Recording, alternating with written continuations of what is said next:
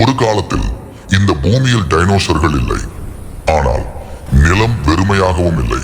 மரங்கள் வளர்ந்திருந்தன, காடுகள் விரிந்திருந்தன, மிகப்பெரிய பயங்கரமான உயிர்கள் மௌனமாக வேட்டையாடி கொண்டிருந்தன. இன்று நாம் சொல்ல போகும் கதை டைனோசர்களுக்கு முன் நிலத்தை ஆட்சி செய்த உயிர்களின் கதை. உயிர்கள் நிலத்தில் நிலை பெற்ற பிறகு பூமி வேகமாக மாறத் தொடங்கியது. வெப்பம் அதிகம், காற்றில் ஆக்சிஜன் அதிகம், அடர்ந்த ஈரமான காடுகள் இந்த காலத்தை கார்பன்ஃபியரஸ் பீரியட் என்று அறிவியலாளர்கள் அழைக்கிறார்கள். இந்த உலகில் மனிதன் இருந்திருந்தால் அவன் பயத்தில் உறைந்திருப்பான்.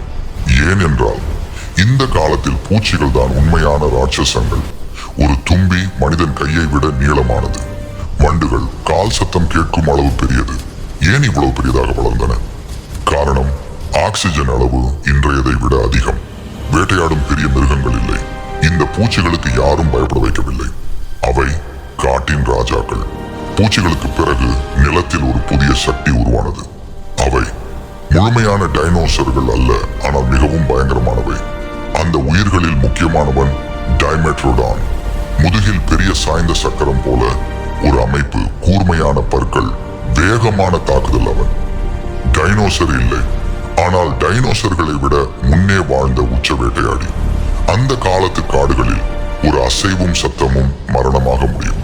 இப்போது ஒரு முக்கிய உண்மை, டைமெட்ரோடான் போன்ற உயிர்கள் ரெப்டைல்களும் அல்ல, டைனோசர்களும் அல்ல.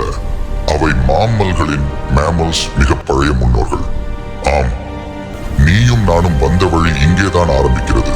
அந்த உயிர்கள் இரவில் செயல்படும், சிறிய அளவு வேகமாக மறையும்.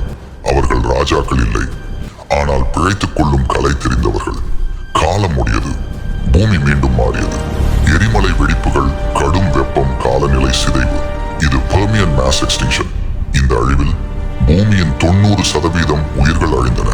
காடுகள் வெறுமையானது, வேட்டையாடிகள் மறைந்தனர். இந்த அழிவு இல்லை என்றால் டைனோசர்கள் பிறக்கவே முடியாது. அழிவுக்கு பிறகு புதிய உயிர்கள் எழுந்தன.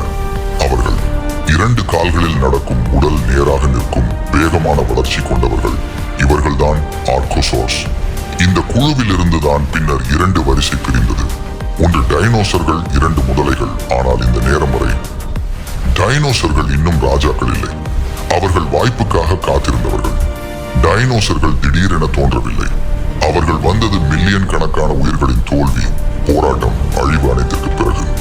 இந்த பூமியில நீ நின்றிருக்கிறாய் என்றால் அதற்கு முன் ஒரு காலத்துல டிமெட்ரோடான் நடந்து சென்ற பாதை இதற்கு காரணம். இந்த கதை உனக்கு புதுசா இருந்தா லைக், காமெண்ட், சப்ஸ்கிரைப் பண்ணு.